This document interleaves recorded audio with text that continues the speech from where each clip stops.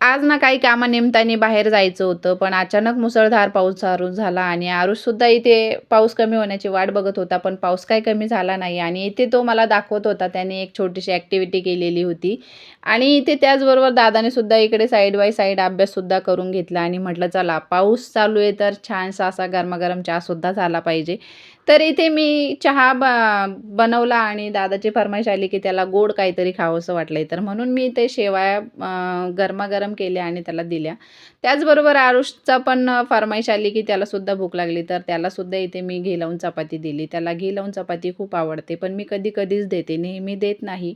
आणि इथे आमचा चहा, नाश्ता वगैरे झाला आणि आम्ही थोडासा आराम केला.